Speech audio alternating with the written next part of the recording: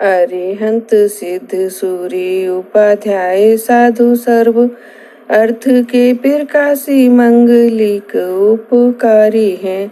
तेने को स्वरूप जान राग ते भई जो भक्ति काय को न माए स्तुति को उचारी है।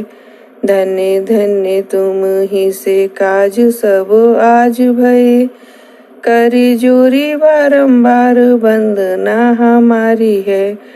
मंगल कल्याण सुख ऐसो हम चाहतु हैं हो मेरी ऐसी दशा जैसी तुम धारी है। अब तीर्थंकर का पाठ शुरू करेंगे तो सबसे पहले मुझे बता दो तीर्थंकर कितने होते हैं?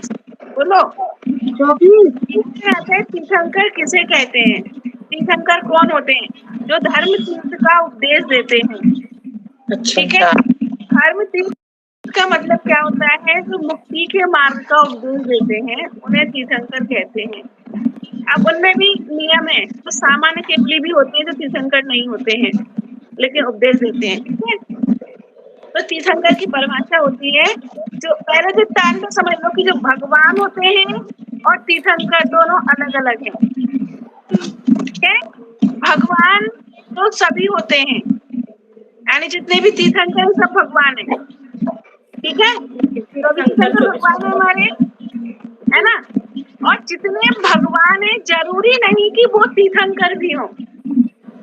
जैसे हनुमान जी भगवान है लेकिन तीर्थंकर नहीं है। रामचंद्र जी मोक्ष गए हैं, भगवान है लेकिन तीर्थंकर नहीं है। भरत चक्रवर्ती जो है वो मोक्ष गए लेकिन तीर्थंकर नहीं है, भगवान है वो। बाहुबली भगवान है। ठीक है, समझ में आ गया? और जो अनंत अनंत करोड़ों मुनि मोक्ष चले जाते हैं वो सभी भगवान तो है पर तीर्थंकर नहीं है।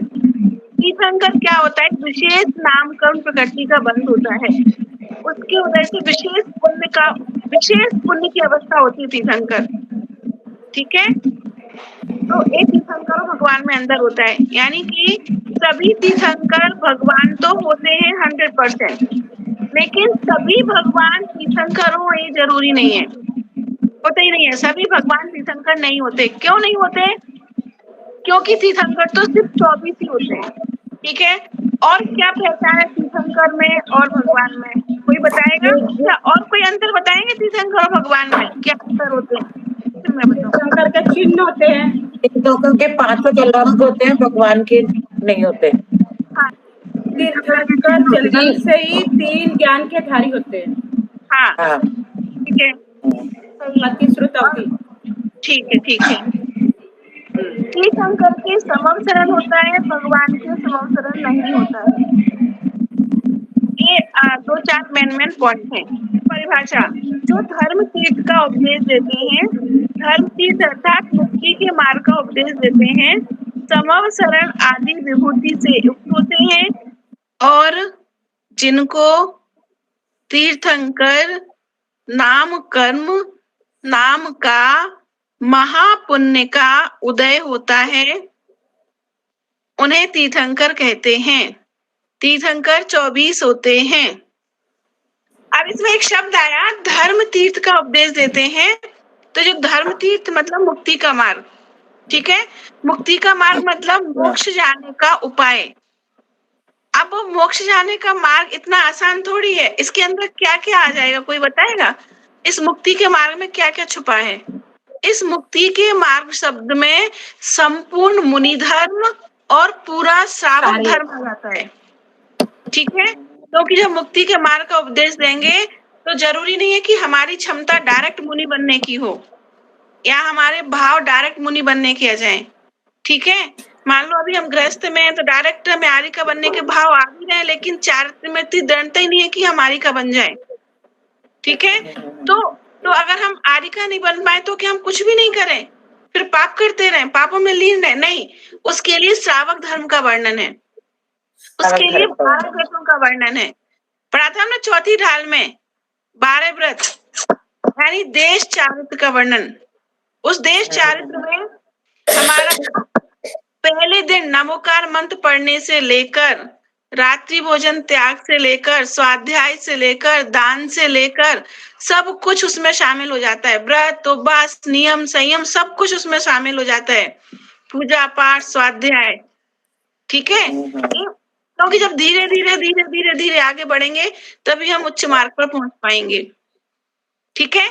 लेकिन फिर भी ये सब भी करते हुए लास्ट में कहाँ तक पहुंचना है? मुनि भी बन गए, 28 मूल गुणों का पालन भी कर लिया। उसके बाद जो मूल काम है ना, मेन काम है वो उसके बाद क्या आता है? निज स्वभाव साधन द्वारा। अगर हम मुनि तक बन गए, 28 मूल गुणों का पालन कर लिया, लेकिन हमने निज स्वभाव साधन अपनी आत्मा में लीन नहीं हुए, तो भी मुक्ति का मार्ग वही बंद है हमारे लिए। समझ में आया? चलना तो हमें यहीं से पड़ेगा, चलना तो जीरो से ही पड़ेगा, लेकिन वहां पहुंच के भी आत्मा में लीन हुए बिना मोक्ष फिर भी नहीं होगा। पढ़ के आए थे चौथी ढाल में, हम क्या पढ़ा था? मुनि व्रत धारी अनंत बारी, ग्रेब के उपजायो पे निज आत्म ज्ञान, बिना सुख लेश न पायो। चौथी ढाल में पढ़ा था। अनंतों बार मुनि बन जाते हैं, लेकिन किसके बिना मोक्ष नहीं हुआ? आत्मज्ञान यानी कि आत्मा में लीन हुए बिना, ठीक है, मोक्ष नहीं होता है। तो ये सारा मुक्ति के मार्ग में ये सारा समावेश हो जाता है, जो हम बहुत डिटेल में तीसरी ढाल में, चौथी ढाल में पढ़ के आ गए, ठीक है। एक और आता है शासन काल। भगवान का शासन काल चल रहा है। अभी किसका शासन काल चल रहा है? महावीर स्वामी भगवान का, वर्धमान जी का। हाँ, क्या मतलब होता है शासन काल से? इसके बाद कोई तीर्थंकर नहीं हुए जब से ये हुए अंतिम तीर्थंकर। यानी कि भगवान को केवल ज्ञान होने के बाद से जब तक अगले तीर्थंकर भगवान को केवल ज्ञान होगा तब तक ये इन्हीं का शासन काल रहेगा, काल चलेगा, ठीक है। तब तक महावीर भगवान का शासन काल चलेगा। अगले तीर्थंकर का जन्म लेने तक नहीं बोला है। क्यों? क्योंकि जन्म के बाद वो उपदेश नहीं देते। उपदेश कब देते हैं? जब केवल ज्ञान हो जाता है और दिव्य, उसे उपदेश बोलते हैं, है ना। तो एक तीर्थंकर भगवान को जब मोक्ष हो जाता है, उसके बाद से अगले तीर्थंकर को जब तक केवल ज्ञान नहीं होता, उस समय को हम शासन काल बोलते हैं या धर्म तीर्थ भी बोलते हैं, कि महावीर भगवान का धर्म तीर्थ चल रहा है। मतलब अब वहां से लेकर वहां तक महावीर भगवान ही मोक्ष का मार्ग दिखा रहे हैं हमें, इसको धर्म तीर्थ भी बोलते हैं। और समवसरण आदि विभूति से युक्त होते हैं। समवसरण का विस्तार पता ही सबको, बहुत बड़ा होता है समवसरण का विस्तार, कभी अलग से पढ़ लेंगे हम। अभी इस यहाँ टॉपिक नहीं छेड़ा समवसरण का। जब रत्नगर साहब का 4 ग्रंथ पढ़ेंगे ना, वहां पर बहुत विस्तार से समवसरण का वर्णन मोटे रूप में होता है कि समवसरण में बैठ के ही भगवान की दिव्यध्वनि खिड़ती है, 12 सभाएं होती हैं, सबके अपने नियत सभाएं होती हैं। इतना ही मानो अभी एक बार, ठीक है। और समवसरण जमीन से कुछ ऊपर होता है, 20,000 सीढ़ियां होती है समवसरण में ऊपर, 5,500 धनुष ऊपर पहुंच जाता है, ठीक है। 5,500 धनुष में 20,000 सीढ़ियां हो जाती हैं। समवसरण की बहुत सारी विशेषताएं अपन बाद में पढ़ेंगे। तो नाम कर्म की 148 प्रकृतियां होती हैं। उन प्रकृतियों में एक प्रकृति होती है तीर्थंकर नाम कर्म की, जो सबसे पुण्य का उदय होता है। कहते हैं चक्रवर्ती के वैभव के आगे किसी का वैभव नहीं टिकता, लेकिन तीर्थंकर का वैभव चक्रवर्ती के वैभव से भी ज्यादा होता है, पुण्य का उदय, ठीक है। उसमें शरीर की रचना, सम चतुरस संस्थान और ये वज्र सब नारद सहनन आकृति, बहुत सारी विशेषताएं होती हैं उसमें नाम कर्म में, ठीक है। इसलिए उसको महापुण्य का उदय बोला है। उन्हें तीर्थंकर कहते हैं। वे 24 होते हैं। तीर्थंकर शब्द का ही अर्थ होता है तीर्थ प्लस कर, यानी जो तीर्थ को करने वाले हैं, यानी जो धर्म तीर्थ का उपदेश देने वाले हैं। भव्य जीवों को, लौकिक जीवों को, हम जैसे प्राणियों को मोक्ष के मार्ग का उपदेश देने वाले हैं, वो तीर्थंकर होते हैं, ठीक है। तीर्थंकर 24 ही होते हैं। फिर भूत भविष्य वर्तमान के ऐसे क्यों हो जाते हैं इतने सारे? अनंत तीर्थंकर हो गए अभी तक। इसका कहने का तात्पर्य है कि एक काल चक्र में 24 तीर्थंकर ही होते हैं, ठीक है, अब सर्पणी काल में 24 और उस सर्पणी काल में 24, जो काल परिवर्तन होता है षट काल का, उसमें 24 तीर्थंकर ही एक समय में होते हैं। ठीक है, अब एक प्रश्न आया था तीर्थंकर और भगवान में क्या अंतर होता है, भगवान कौन होते हैं, तीर्थंकर कौन होते हैं। तो जो बीतरागी और सर्वज्ञ होते हैं वे तो होते हैं भगवान, है ना, और तीर्थंकर साथ में हितोपदेशी भी होते हैं। बीतरागी और सर्वज्ञ होते हैं वे सभी भगवान हैं। अरिहंत सिद्ध परमेष्ठी भी भगवान है, लेकिन फिर तीर्थंकर में क्या है, वो बीतरागी सर्वज्ञ होने के साथ साथ हितोपदेशी भी होते हैं, यानी कि हित का उपदेश देने वाले भी होते हैं तीर्थंकर। ठीक है, अब ऐसे भी कई अरिहंत होते हैं जो तीर्थंकर नहीं होते फिर भी अरिहंत होते हैं। ठीक है, तो जो सामान्य केवल ज्ञानी होते हैं उनको तीर्थंकर नाम कर्म प्रकृति का बंध नहीं होता है, फिर भी केवल ज्ञान उनको हो जाता है, तो उनके समवसरण की रचना नहीं होती है। समवसरण का छोटा रूप होता है गंधकुटी। ठीक है, तो सामान्य जो केवली होते हैं उनकी समवसरण का छोटा रूप गंधकुटी, उसकी रचना होती है, उसमें वो विराजमान होते हैं, उसमें उनकी दिव्यध्वनि खिलती है। तीर्थंकर के अलावा भी जो अरिहंत होते हैं, तीर्थंकर तो अरिहंत होते हैं, उनके अलावा भी जो अरिहंत होते हैं सामान्य केवली जिन्हें बोलते हैं, ठीक है, उनको तीर्थंकर प्रकृति का बंध नहीं होता है, तो उनके समवसरण की रचना ना होकर गंधकुटी की रचना होती है, यानी समवसरण का छोटा रूप। ठीक है, अब एक प्रश्न होता है कि तीर्थंकर प्रकृति का बंध कैसे होता है। तो जब कोई श्रमण, जब कोई मुनि 16 कारण आदि भावनाओं का चिंतन करता है, उन श्रमण के, भावलिंगी श्रमण के, तब तीर्थंकर नाम प्रकृति कर्म का बंध होता है। ये से सबसे मतलब इतनी जल्दी बनने वाली नहीं होती है ये, और मनुष्य पर्याय में ही बनती है। ठीक है, और दूसरा केवली के पाद मूल में ही बनती है, केवली या श्रुत केवली के पाद मूल में ही बनती है। ठीक है, मनुष्य भाव में ही बनती है तीर्थंकर प्रकृति। तीर्थंकर केवली या श्रुत केवली के पाद मूल में ही बनते हैं, यानी कि तीर्थंकर होंगे सामने, भगवान होंगे या श्रुत केवली होंगे। ठीक है, नहीं तो ऐसे नहीं बनती। अगर साधारण मनुष्य को बंध रही है तो गृहस्थ को, ठीक है, और अगर किसी मुनि को बंध रही है तो वहां पर तीर्थंकर केवली का होना कंपलसरी नहीं है, वहां पर 16 कारण भावनाओं का चिंतन होता है। दो चीज समझ में आ गई। अगर जैसे रामचंद्र जी थे, ठीक है, तो उनको थी कुलभूषण देशभूषण केवली के पादमूल में छायक सम्यक दर्शन हुआ था। ठीक है, छायक सम्यक दर्शन ऐसा होता है, उसके साथ साथ होते हुए तीर्थंकर क्रम प्रकृति का बंधना भी स्टार्ट हो जाता है। इसका एग्जैक्ट उदाहरण था राजा सैनिक। राजा सैनिक को केवली के पादमूल में छायक सम्यक दर्शन हुआ और इतनी निर्मलता हुई परिणामों की, वहीं से उनको तीर्थंकर प्रकृति कर्म का बंध स्टार्ट हो गया। ठीक है, और जो बंध स्टार्ट होता है तो वो कंटिन्यू होता ही रहता है। तीर्थंकर प्रकृति और आयु कर्म दो ऐसे बंध होते हैं जो निरंतर कंटिन्यू होते ही रहते हैं। ठीक है, अब देखो राजा सैनिक का एग्जाम्पल आता है यहाँ पर कि उन्होंने यशोधर मुनिराज के गले में मरा हुआ सर्प डाला था, तो कषाय की इतनी तीव्रता थी कषाय की कि उनको 7वें नरक का बंध हो गया था।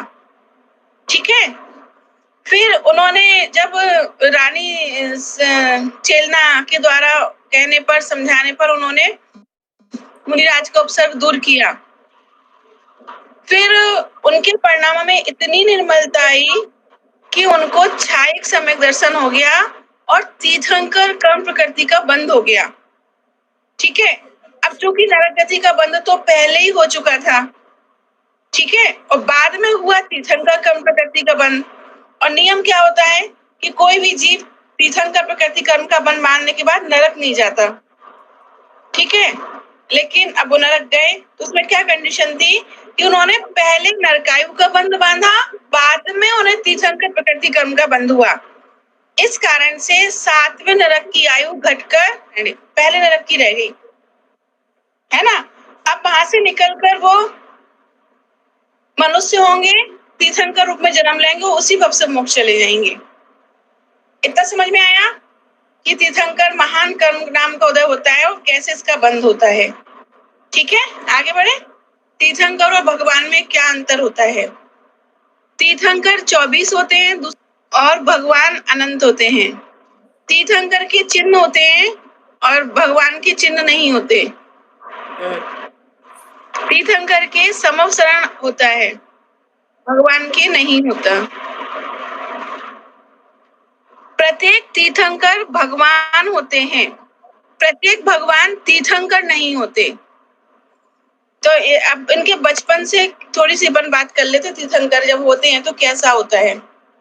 पहले कल्याणक की बात करें या पहले इनकी सामान्य चर्चा करें? सामान्य चर्चा करते हैं पहले। सामान्य चर्चा ये है कि तीर्थंकर के खून का रंग सफेद होता है। ठीक है, तीर्थंकर के भोजन और पहनने के वस्त्र उनके माता पिता के दिए हुए नहीं होते हैं। उनके पहनने के वस्त्र और उनके खाने का भोजन स्वर्ग से स्वधर्मिंद्र व्यवस्था करता है, उसकी स्वर्ग से आते हैं। ठीक है, तीसरा उसके साथ तीर्थंकर के साथ खेलने वाले जो मित्र होते हैं वो भी स्वर्ग से आते हैं, देव होते हैं। ऐसे नॉर्मल मनुष्य वाले बच्चे बालक मनुष्य बालक उनके दोस्त नहीं होते, क्रीड़ा करते हैं जो। ठीक है, तो तीर्थंकर के साथ जो दोस्त मित्र मंडली उनकी क्रीड़ा करते हैं वो कौन होते हैं? वो देव होते हैं। तीर्थंकर बालक अपनी माता का दूध नहीं पीते हैं। आप सोचो कि छोटा सा बालक है तो उसका पेट कैसे भरता होगा। तो उनका जो हाथ का अंगूठा होता है, स्वधर्मिंद इस हाथ के अंगूठे में अमृत भर देता है और वो उसको चूस चूस कर ही बड़े होते हैं। ठीक है, तीर्थंकर जन्म से ही 3 ज्ञान के धारी होते हैं, मति ज्ञान, श्रुत ज्ञान और अवधि ज्ञान। इतना क्लियर समझ आ रहा है? इतना 3 ज्ञान के धारी होते हैं। वो 3 ज्ञान होते हैं, मति ज्ञान, श्रुत ज्ञान और अवधि ज्ञान। और चौथा ज्ञान जो होता है उन्हें कब उत्पन्न होता है? नहीं, दीक्षा लेते ही चौथा ज्ञान मना परे ज्ञान उत्पन्न हो जाता है। ठीक है, आप सोचो यहाँ पर तीर्थंकर का इतना महान पुण्य का उदय होता है कि जन्म से लेकर उनके मोक्ष जाने तक के सारे कल्याणक, सारे उत्सव, यानी उनकी लाइफ में जितने फंक्शन होते हैं सारे फंक्शन कौन मनाता है? स्वधर्मिंद। स्वधर्म इंद्र तीर्थंकर का परम भक्त होता है और मित्र होता है। ठीक है, तो सारे उत्सव सारे कल्याण स्वर्ग के देवता मनाते हैं तीर्थंकरों के। एक बात। दूसरी बात, तीर्थंकर का प्रभाव इतना होता है कि जब वो गर्भ में आने होते हैं माँ के, तो 6 महीने पहले उनके नगर में रत्नों की बरसात करवाते हैं स्वधर्मिंद कुबेर के द्वारा। वो क्यों करवाते हैं? उसका कोई कारण है क्या? उसका एक कारण ये होता है कि तीर्थंकर का इतना पुण्य का उदय होता है कि उनको रंच मात्र भी दुख नहीं हो उनके जीवन काल में। तो अब दुख कैसे होगा? परिवार में जन्म मरण होगा तो दुख होगा, या फिर उनके आसपास कोई दुर्घटनाएं घटेंगी तो दुख होगा सुनकर। अब राजा बनेंगे तो घटनाएं तो सुनने में आएंगी ना कि इसके हो गया, इसके गरीबी है, इसके कुछ हो गया। तो उनके जन्म से पहले ही उस पूरी नगरी में सब लोग धन्य धान संपन्न हो जाते हैं कि इतनी सी भी गरीबी नहीं रहे, कोई दुखी नहीं हो, कोई जीव परेशान नहीं हो। इस कारण से 6 महीने पूर्व रत्नों की वर्षा होती है। लोग इतने चोरी क्यों? अब सब लोग धन धान से परिपूर्ण हो गए, तो अब किसी की गरीबी नहीं है तो कोई चोरी भी नहीं करेगा, कोई डाका भी नहीं डालेगा, कोई हत्या भी नहीं करेगा, लूटपाट नहीं होगी। तो ऐसी घटनाएं सुनने में नहीं आएंगी, क्योंकि कोई सामान्य राजा का काल थोड़ी है, तीर्थंकर का काल है वो। तो वहां पर घटनाओं की कोई गुंजाइश ही नहीं रहती है। इसलिए स्वधर्मिंद ऐसी व्यवस्था करता है। स्वधर्मिंद व्यवस्था करता है कहने को कहते हैं अपन, वास्तव में तो वो तीर्थंकर के पुण्य का ही उदय इतना है। ठीक है, तो इसलिए इससे क्या शिक्षा मिलती है? इससे हमें हमारी कषाय मंद रहे, अहंकार नहीं आए, में मान कसाय नहीं चढ़े, इसकी शिक्षा मिलती है। इससे हमें इन महापुरुषों का चरित्र पढ़ने से, उनके स्वरूप को पढ़ने से हमारी कषाय मंद होती है, हमें समता भाव आता है। यार तीर्थंकरों का भी इतना महान पुण्य का उदय था, इतना महान वैभव था, वो उसको भी छोड़कर दीक्षा लेकर चले गए। और हमारे पास तो इतना सा, मतलब उनके पैर की धूली के कंकड़ बराबर भी नहीं है हमारे पास। तो और फिर भी हम कितने फूले समाते हैं। तो इससे में कथाओं में मंदता आती है, समता भाव आता है, अधीरता नहीं होती। अगर पुण्य का होता है थोड़ा बहुत आ भी जाए लौकिक दृष्टि से तो अधीरता नहीं होती उसमें, ठीक है। और पाप के उदय में समता आती है, ठीक है। तीर्थंकर को सामान्य रूप पढ़ लिया। एक और था, तीर्थंकर जब अपने माता के गर्भ में आते हैं तो उनकी माता को कष्ट नहीं होता है।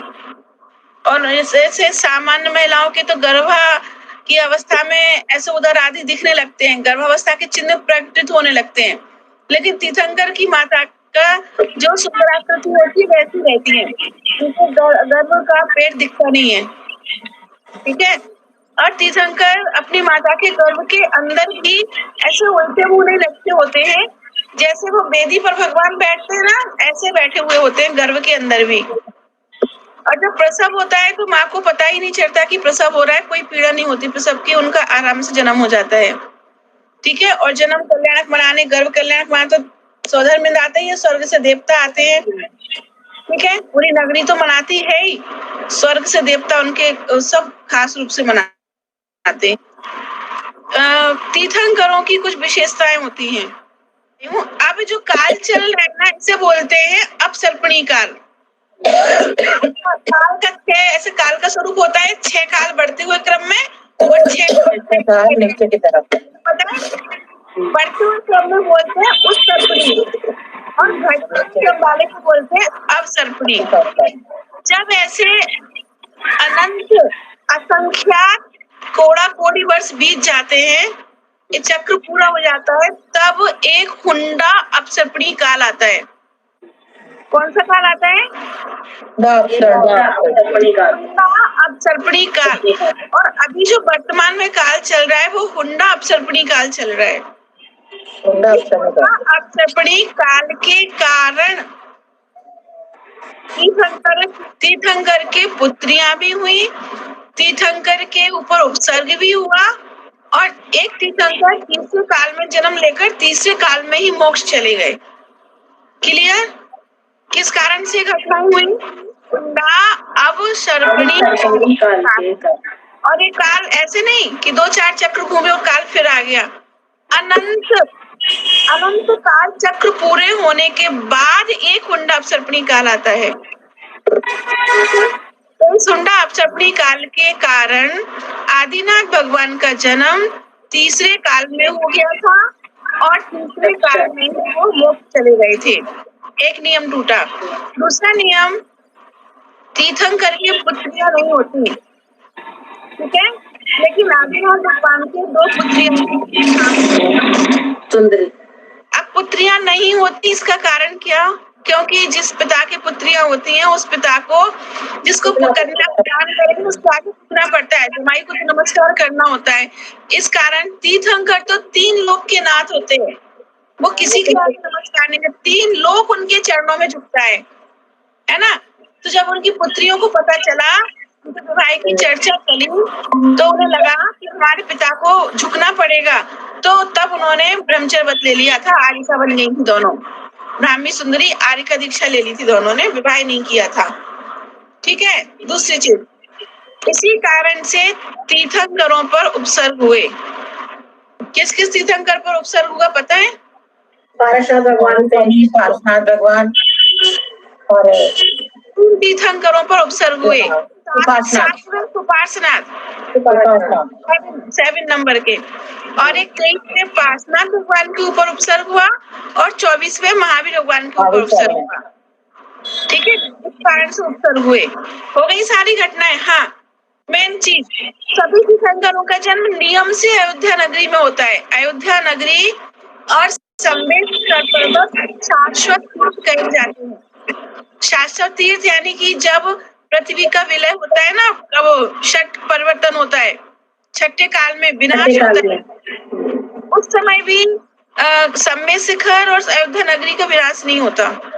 मतलब पर्वत है तो ढह जाएगा, लेकिन जो उसकी मूल जड़ होती है ना वो बनी रहती है और काल के साथ साथ पर्वत पर खड़ा हो जाता है। ऐसी अयोध्या नगरी भले ही नष्ट हो जाए, लेकिन तो अयोध्या नगरी फिर बसना स्टार्ट हो जाती है ना। ऐसा होता है उस दिन। लेकिन काल के दोष के कारण सिर्फ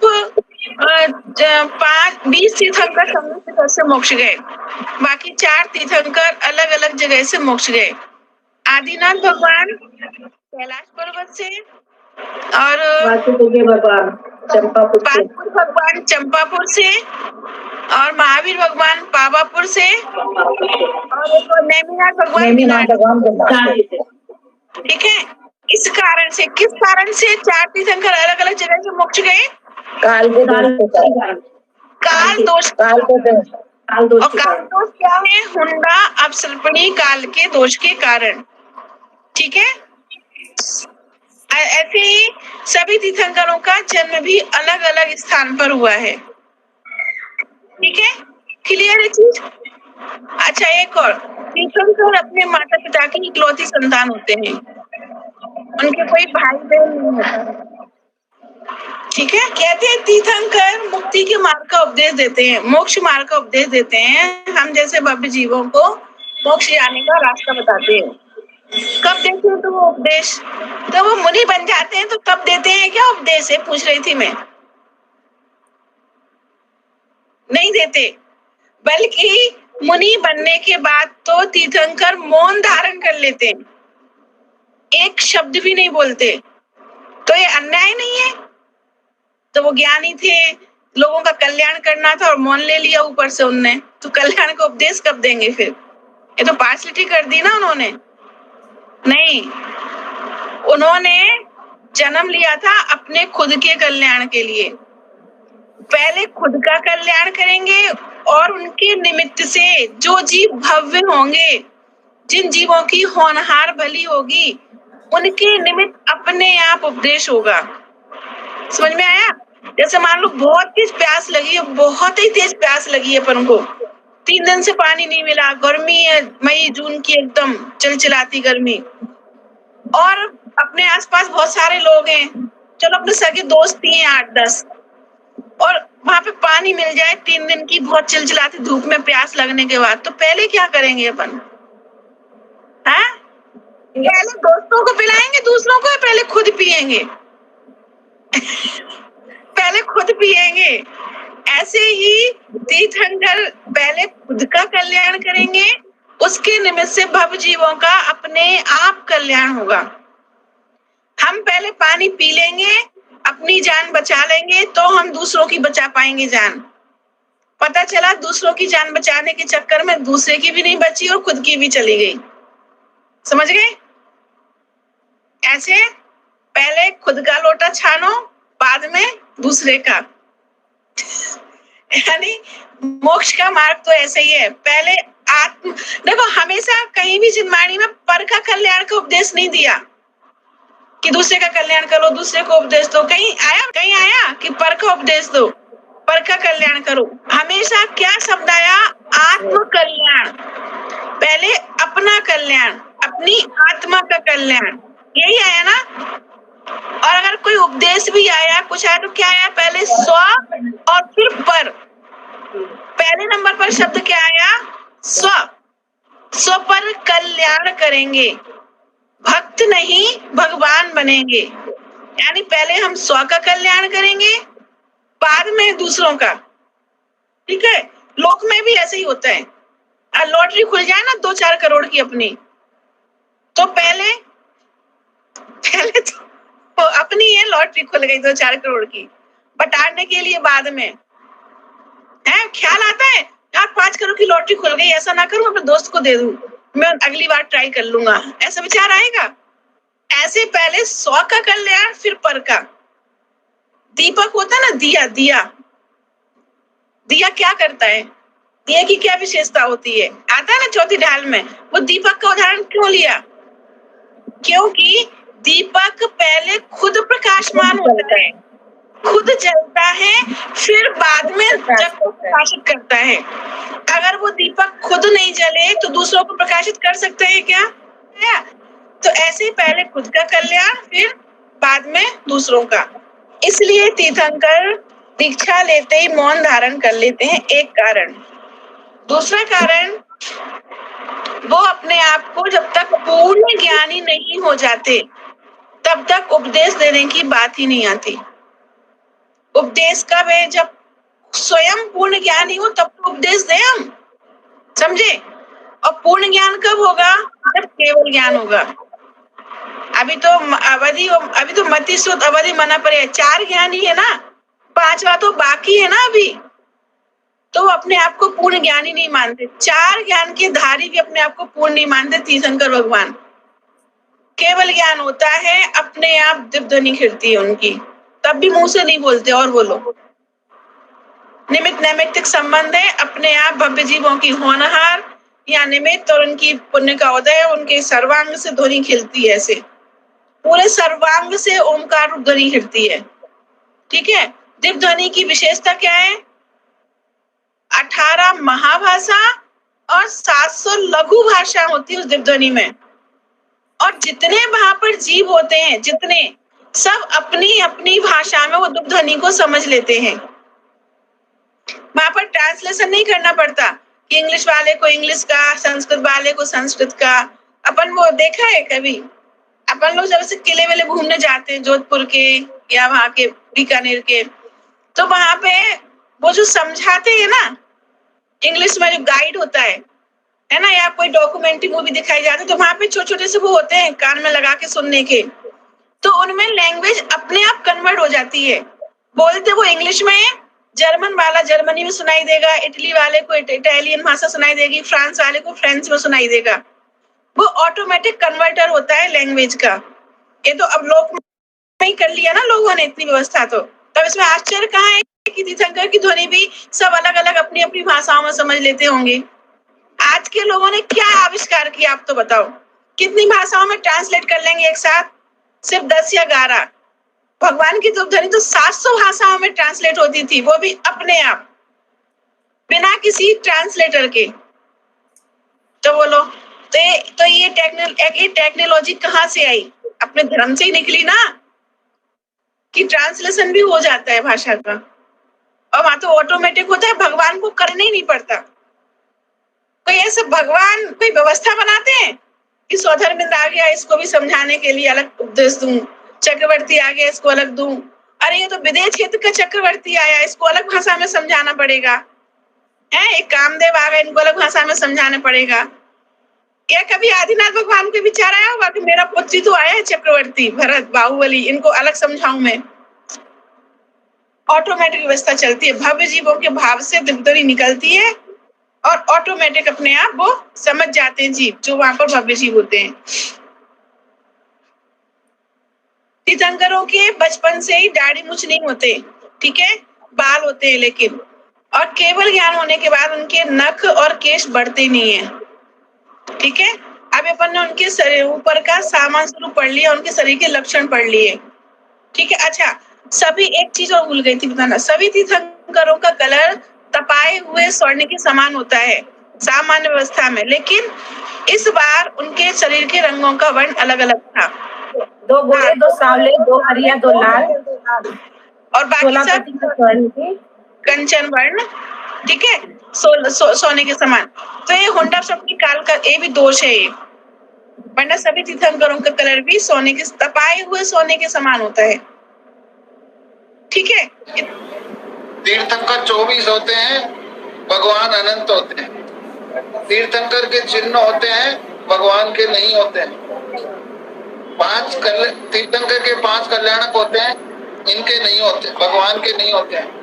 तीर्थंकर के सम्मोचन होता है, भगवान के नहीं होता है। तीर्थंकर की ध्वनि खिलती है, भगवान की नहीं खिलती है। प्रत्येक तीर्थंकर भगवान होते हैं, परंतु प्रत्येक भगवान तीर्थंकर नहीं होते। ठीक है, और इनके जो पैर पर चिन्ह होता है वो उनके जन्म लेते से होता है। तो जब स्वधर्म इनको सुमेरु पर्वत पर उनका अभिषेक करने ले जाता है, तब वह दाहिने पैर के अंगूठे पर चिन्ह देता है। तीर्थंकर की पहचान होती है कि कौन से तीर्थंकर हैं। तीर्थंकरों के वर्ण 2 श्वेत वर्ण लिखो, उसके आगे 2 तीर्थंकर लिखो, चंदा प्रभु और पुष्पदंत। ठीक है, 2 गोरे, 2 सांवले मतलब श्यामवर्ण। श्यामवर्ण में लिखिए मुनि सुब्रतनाथ और नेमिनाथ। अगले लिखिए दो गोरे दो सांवले और दो हरियल। हरियल मतलब हरित वर्ण वाले। तो पार्श्वनाथ और पार्श्वनाथ। दो गोरे दो सांवले दो हरियल दो लाल। अब लाल वर्ण वाले पद्म प्रभु जी और बासपुत जी। छठे पद्म प्रभु और दूसरे बासपुत जी। अब इनको ना आप लोग कोई ट्रिक बना लो अपनी अपनी याद करने की। जैसे कि श्वेत वर्ण होते हैं ना, यानी सफेद, तो व्हाइट हो गए ये। व्हाइट के आगे डब्लू लिख लो और वहां पर 8वें चंद्र प्रभु और 9वें पुष्पदन 8 9, यानी व्हाइट का नंबर हो गया 89। ऐसे ट्रिक बनाओ। लाल लाल के आगे लिखो रेड और छठे पद्म प्रभु और 12वें बासपुत, इसका नंबर बनाओ 612। श्याम वर्ण वाले यानी ब्लैक, ब्लैक का बी ले लो और 20वें मुनि सुब्रत और 22वें नेमिनाथ 2022। ब्लैक का नंबर बनाओ, सन बन गया ये तो पूरा। और हरित, हरित में ग्रीन, ग्रीन में 7वें सुपार्सना और 23वें पारसनाथ 723। लेकिन विद्या वही काम आ रही है जो कंठ में विराजमान हो। कॉपी में रखी हुई विद्या कभी भी काम नहीं आती। ठीक है, एक तो बिल्कुल जेब में रखा हुआ पैसा काम आता है और कंठ में रखी हुई विद्या काम आती है परदेश में, है ना। अब जैसे एक लड़की होती है, शादियों के ससुराल जाती है एकदम, तो उसकी माँ उसे कितनी सारी बातें सिखाती है ना, कैसे रहना, कैसे बैठना, कैसे बोलना और खाना बनाना, कितनी सारी चीजें सीख जाती है वो लड़की। तो क्या वो सब वो लिख के लाती है? कैसे बोलना, मम्मी ने कहा था पेज नंबर 212 पर देखना कैसे बोलना। नहीं ना, वो सब कंठ में था, उसके दिमाग में था। ऐसे ये भी हम जितना पढ़ रहे हैं ना, अगर याद करते जाएंगे तो बहुत ही बेस्ट रहेगा। तब एक क्लास पढ़ने का सार्थकता रहेगी अपनी, क्योंकि आगे आगे हम जब बड़े बड़े ग्रंथ पढ़ेंगे तब थोड़ी हम वापस आएंगे कि बासपुत तीर्थंकर का हम वो पढ़ेंगे चरित्र, तो फिर छोटी छोटी बातों के लिए थोड़ी देखेंगे। उसमें नहीं होगा कि उनका शरीर का रंग कैसा था, वो इसमें ही आएगा। ठीक है, चलो आगे बढ़े।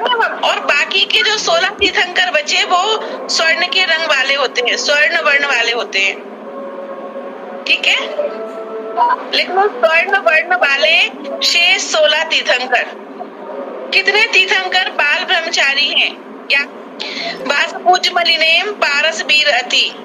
बासपूज्य 12वें बासपूत जी, 19वें मल्लीनाथ जी, 22वें नेमिनाथ जी, 23वें पार्श्वनाथ जी और 24वें महावीर स्वामी। तीर्थंकरों के मोक्ष जाने के आसन, यानी कौन से तीर्थंकर खड़गासन से मोक्ष गए और कौन से तीर्थंकर पद्मासन से मोक्ष गए। ठीक है, 3 तीर्थंकर पद्मासन से मोक्ष गया। पद्मासन यानी बैठ के। ठीक है, पहले ऋषभदेव जी, पहले आदिनाथ जी और 12वें बासपुत जी और 22वें नेमिनाथ जी। खड़गासन से शेष 21 तीर्थंकर मोक्ष गए। खड़गासन यानी कायव सर्ग अवस्था, खड़े होके जो मोक्ष जाते वो खड़गासन। ठीक है, ये 1 से अधिक नाम वाले तीर्थंकर। सबसे पहले लिखिए ऋषभदेव को आदिनाथ और वृषभनाथ। वृषभ उनका चिन्ह है इसलिए वृषभनाथ भी कहते हैं। और पहले तीर्थंकर के जिन्होंने आदिनाथ कहते हैं और उनके जन्म का नाम था ऋषभ, इसलिए ऋषभदेव कहते हैं। ठीक है, 9वें पुष्पदन जी का दूसरा नाम है सुविधिनाथ, सुविधिनाथ। और तीसरा लिखिए महावीर भगवान। ये 5 नाम प्रसिद्ध हैं: वीर, अतिवीर, सन्मति, वर्धमान और महावीर। 3 पदवी के धारी तीर्थंकर। 3 पदवी के धारी 3 तीर्थंकर को शांतिनाथ, कुंतनाथ, अरेनाथ। 3 पदवी के धारी 3 तीर्थंकर हुए इस बार। ये भी काल का दोष है, उंडा अपसर्पणी काल का दोष है कि 3 पदों पर एक जीव उत्पन्न हुआ है। शांतिनाथ, 7वें कुंतनाथ, 18वें अरेनाथ। लिख ली, वो 3 पद में है। तीर्थंकर, चक्रवर्ती और कामदेव, यानी 24 तीर्थंकर के समय में 12 चक्रवर्ती होते हैं। 63 सलाहकार पुरुष के नाम सुने? 63 सलाहकार पुरुष, उनमें 24 तीर्थंकर होते हैं, 12 चक्रवर्ती होते हैं, 12 कामदेव होते हैं। तो क्या हुआ इस बार? मुंडा अपसर्पणी काल के दोष के कारण ये 3 तीर्थंकर भी बने, ठीक है, और चक्रवर्ती भी बने और एक कामदेव भी बने, ठीक है। वीर जन्माभिषेक से संबंधित है, अतिवीर हाथी से संबंधित है, सन्मति वो संजय विजय मुनिराजों की शंका दूर करने से संबंधित है, वर्तमान उनके माता पिता का दिया हुआ नाम है, और एक बचता है महावीर, ठीक है। तो महावीर के 2 मिलते हैं। एक तो मिलता है कि कोई संगम नामक देव सांप बन के आ गया था, उनको डराया था, उसको शांत किया था, तो एक तो वहां महावीर आता है, और दूसरा कि उनको केवल ज्ञान रूपी लक्ष्मी को प्राप्त किया 8 कर्मों का नाश करके, इसलिए वो महावीर हो गए, ठीक है। ऐसे है कहानी। चलो, विद्यमान 20 तीर्थंकर, इन विद्यमान इसलिए लगाते हैं कि वो 20 तीर्थंकर एक साथ विद्यमान ही रहते हैं, क्योंकि विदेह क्षेत्र में काल परिवर्तन नहीं होता, सदैव चौथा काल रहता है, हमेशा वहाँ पर कर्म भूमि होती है, इसलिए वहाँ पर सदैव 20 तीर्थंकर विद्यमान रहते हैं। विद्यमान मतलब 20 तीर्थंकर प्रेजेंट रहते हैं, ठीक है। और जैसे एक तीर्थंकर मोक्ष गए तो उनके स्थान पर उसी नाम के दूसरे तीर्थंकर आ जाएंगे, होके, ठीक है। इस तरह से वहाँ पर वो पद स्थान खाली नहीं होता है, इसलिए वो विद्यमान तीर्थंकर हमेशा होते हैं, एक के बाद एक आते रहते हैं। हाँ, जैसे सीमंदर भगवान मोक्ष जाएंगे ना, पहले सीमंदर है, तो सीमंदर भगवान मोक्ष जाएंगे, उसी नाम के सीमंदर दूसरे सीमंदर भगवान को तुरंत केवल ज्ञान हो जाएगा। यानी यहाँ से मोक्ष गए और यहाँ से केवल ज्ञान हुए, तो वो स्थान खाली नहीं होता है वो, ठीक है।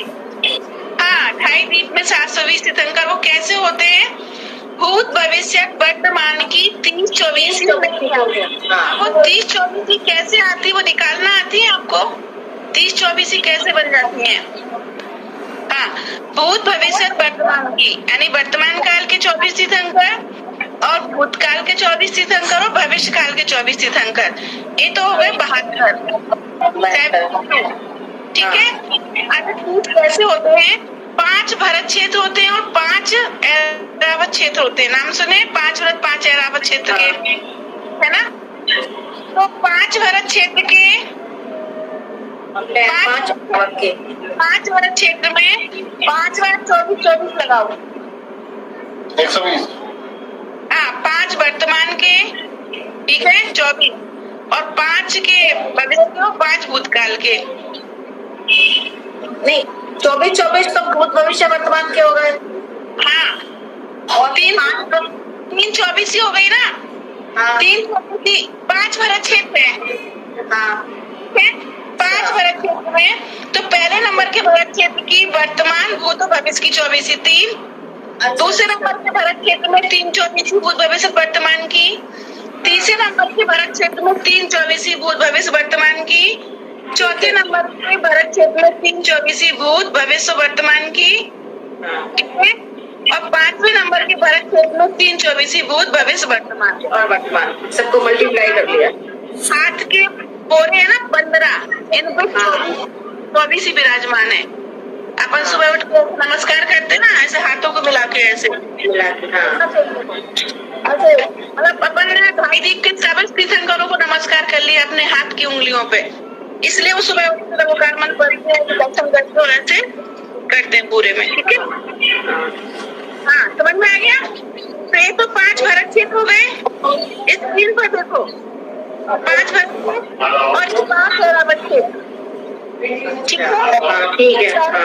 भरत क्षेत्र के इस पहले नंबर के भरत क्षेत्र के 3 24 भूत भविष्य वर्तमान, दूसरे नंबर के भरत क्षेत्र की 3 24 भूत भविष्य वर्तमान, ऐसे तीसरे नंबर की भूत भविष्य वर्तमान, चौथे नंबर के भरत क्षेत्र की भूत भविष्य वर्तमान, 5वें नंबर की भूत भविष्य वर्तमान, 15 24 ऐसे ही ऐरावत क्षेत्र में लगाओ।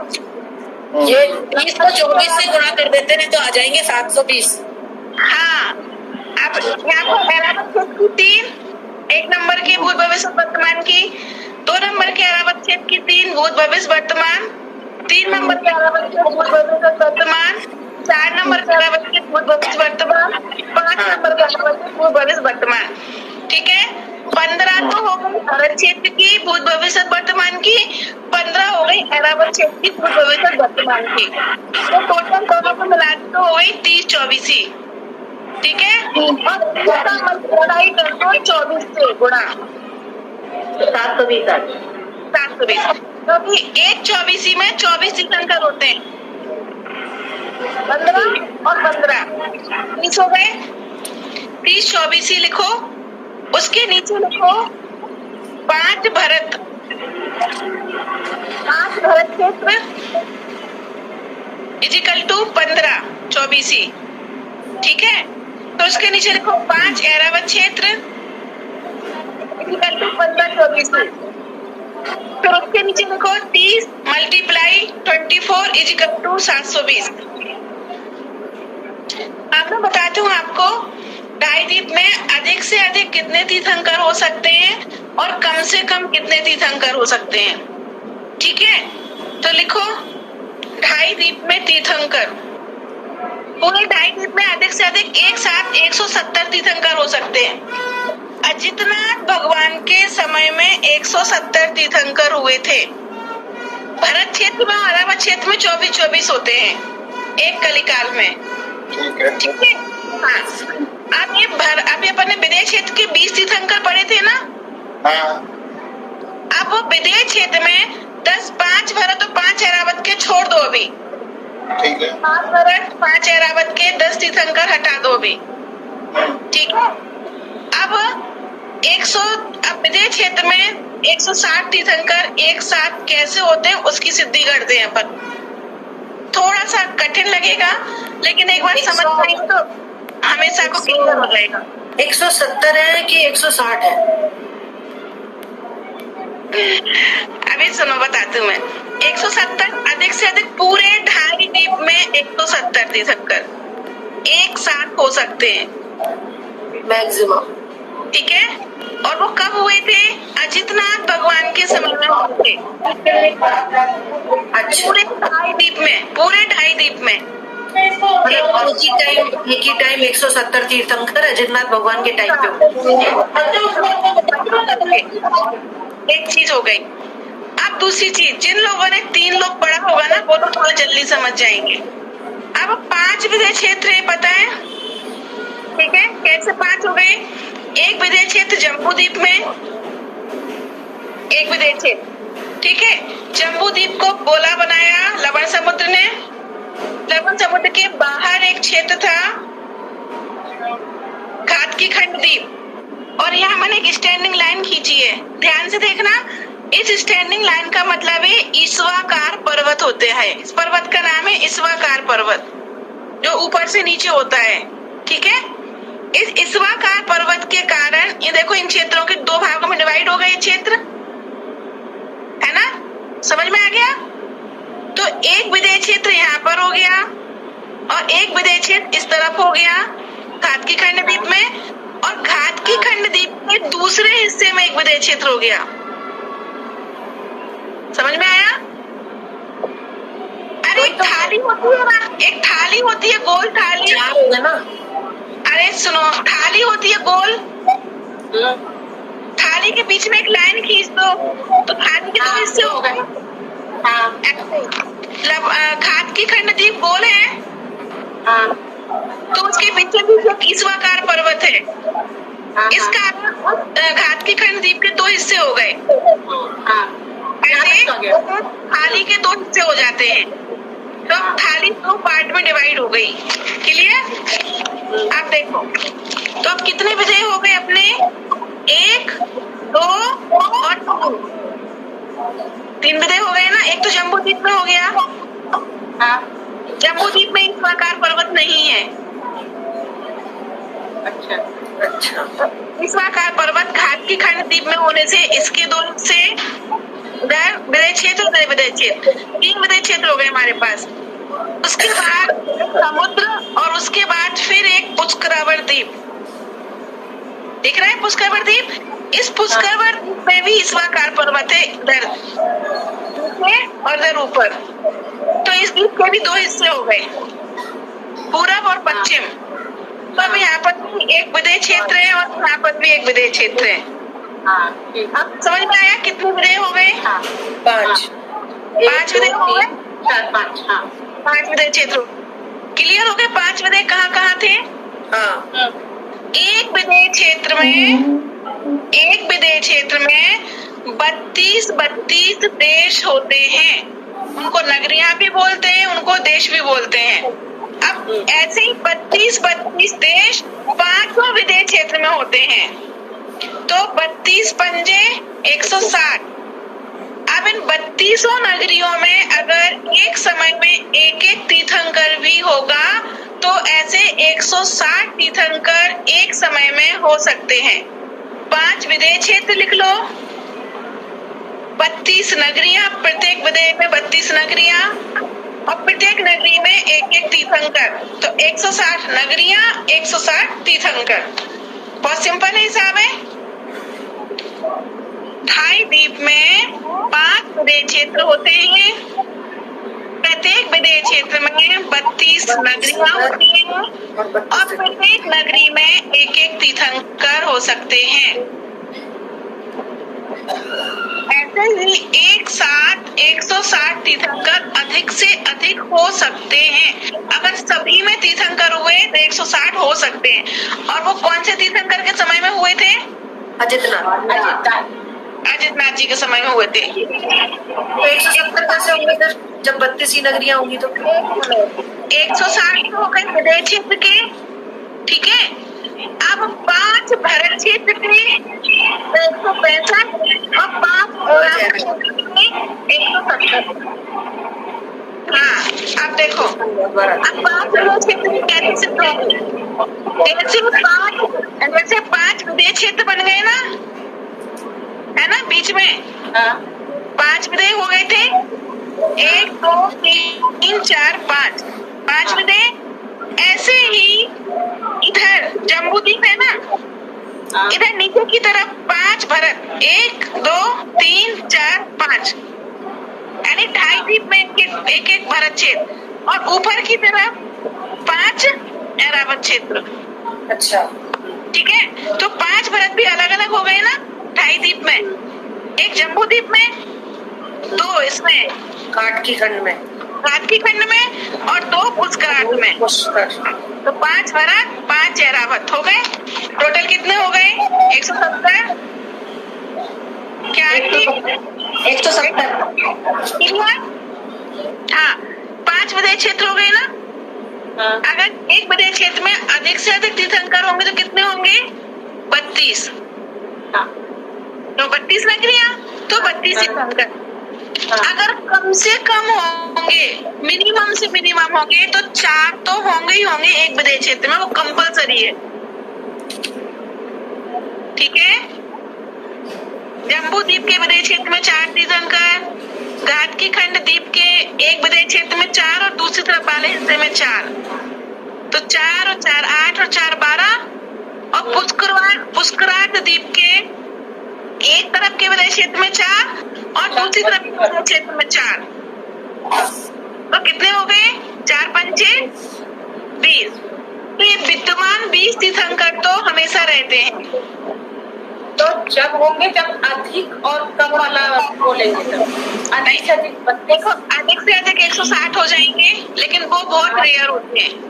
कम से कम 20 तो हमेशा ही रहते हैं, नियम है 20 रहने का। तो ये सर्कुलेशन अभी भी चल रहा है क्या?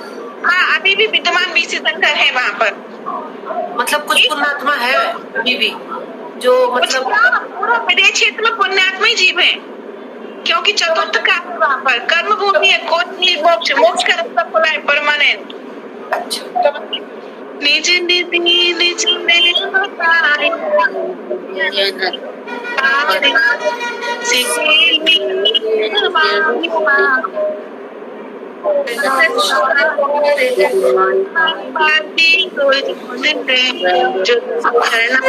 सो पावे सुख चैन जवानी के ज्ञान में सूझ का हो सदा देत हों